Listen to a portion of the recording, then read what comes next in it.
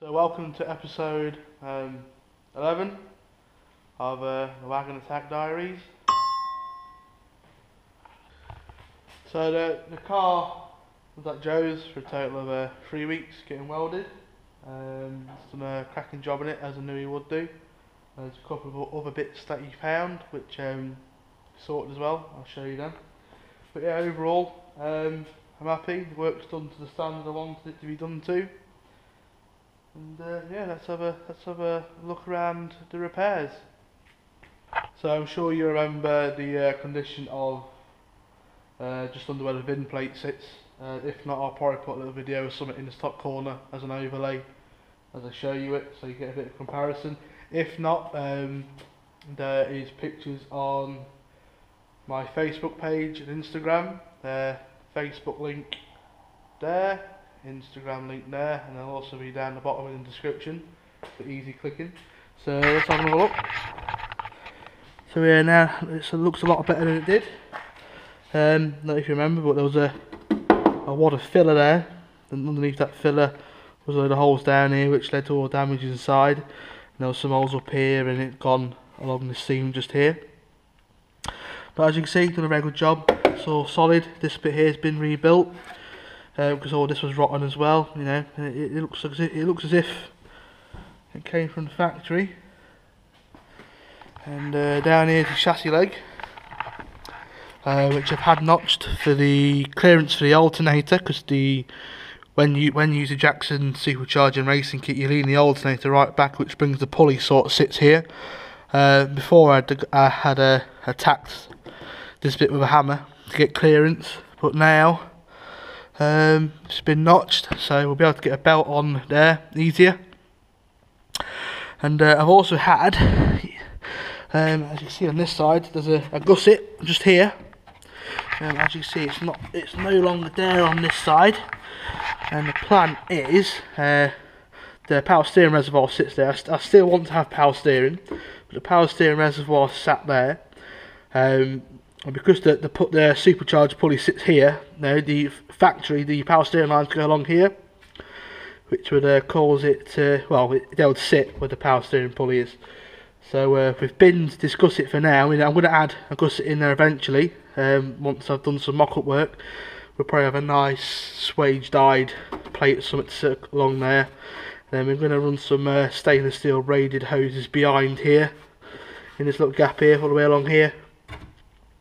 And then once we know that fit, we'll have a gusset plate welded back on there to put some strength back in there.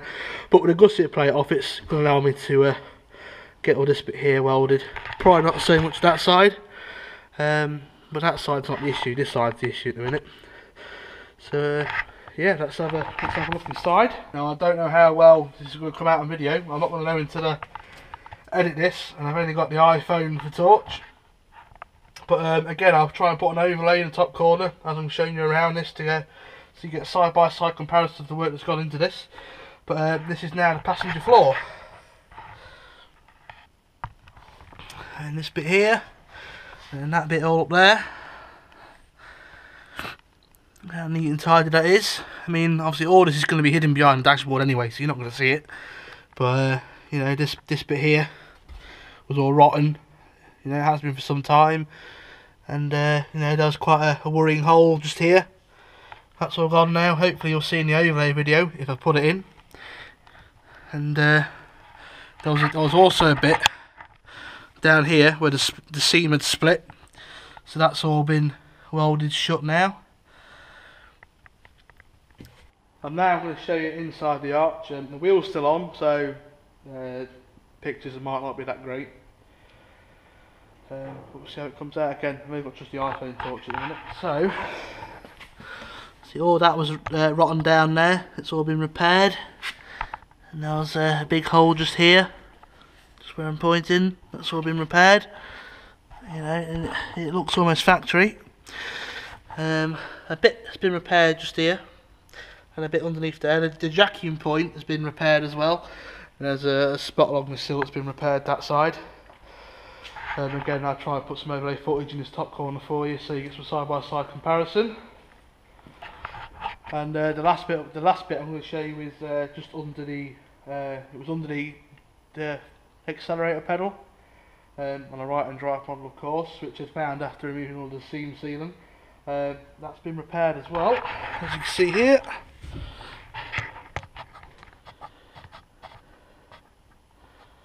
And again, obviously as it cut away, there was a bit underneath as well that needed repairing. I'll show you that at some later date. But yeah, that's it. That's all the welding for now. There's quite a bit more welding that needs to be done to the car, but you know, you have to do one thing at a time and all that. You know, my goal for this year is to just get the engine back in, get it mapped properly, and have some fun in it.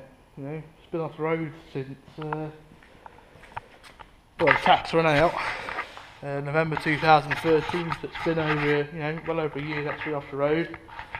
And I know I drove it out there not too long back, a couple of months ago. That's fantastic.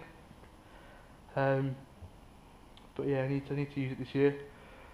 Plans have changed a bit since I uploaded the last video, for reasons that will become apparent in some future episodes. But basically this isn't staying here for much longer.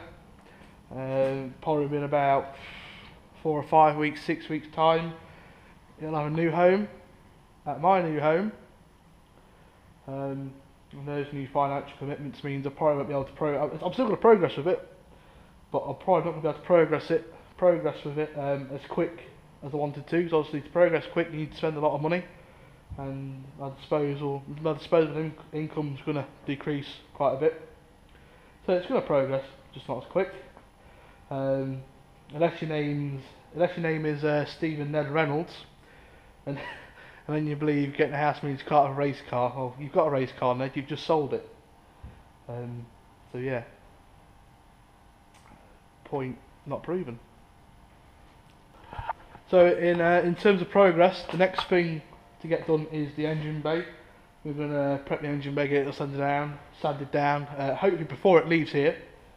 We're going to get all the seam welding done. I don't know if I'm going to do that yet. Just have to see, again, because of financial reasons, I have to see if you can do it on a good budget, or I might try and borrow a welder, since mine's fucked up there. Might try and borrow a welder and do it myself. You know, I'm not doing any just tack welds really, end of the day, isn't it? So it's quite simple stuff. But after the engine bay is welded, then it's time to paint it. I'm in two minds of what colour to paint it at the minute. From the go, I wanted to paint it a candy blue or a teal blue. Tahiti green's quite a nice colour. You don't get it over here, so it's, you know, it's quite a nice colour. But I want to keep the factory colour on the outside, because the Shanty red only came on the four-wheel drive models in all the Honda range. So this colour here is exclusive to the four-wheel drive shuttles of the European market. It's quite a nice colour, especially when it's polished up. So I'm in two minds whether to paint it candy blue or whether to paint it the original colour. So I don't know what you guys think. I'm in two minds at the minute.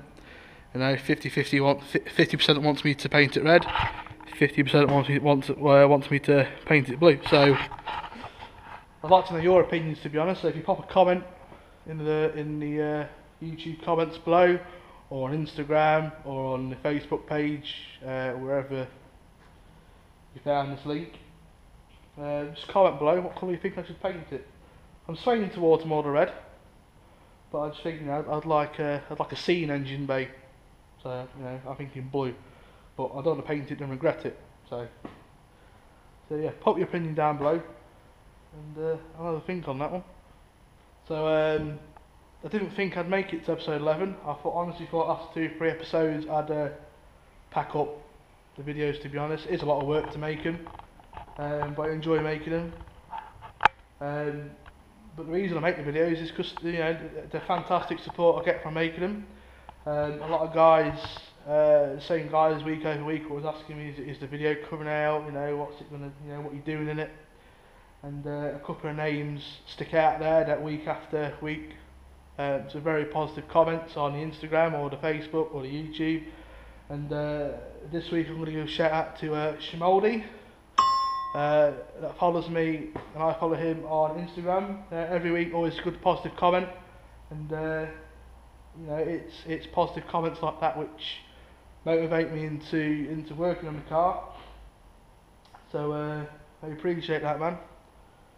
I look forward to your comment on this on the Instagram video. So yeah, what I'm going to aim to with every video from now on is to give a shout out to one person.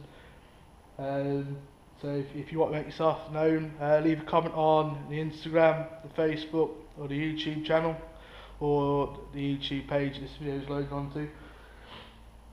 And I give you a shout out because your support is appreciated, and it's what motivates me to keep the car going. Unless your name is either Ned or Tony Proc, who always leave negative comments, which is still appreciated because it's fun to have banter. And then I'll give you a shout out. So cheers for that, guys.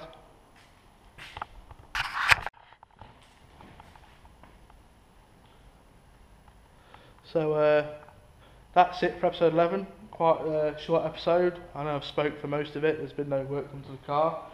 The reason is I've literally just shot down to shoot this episode because I realised that in 2 days' time I've got nothing to upload.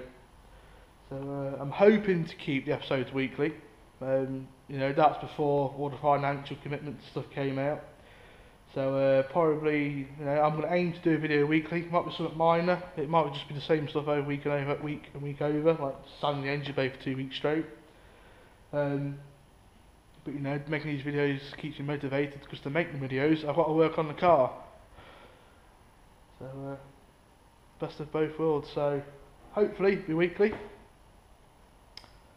But yeah, we'll see you there. So thanks for watching.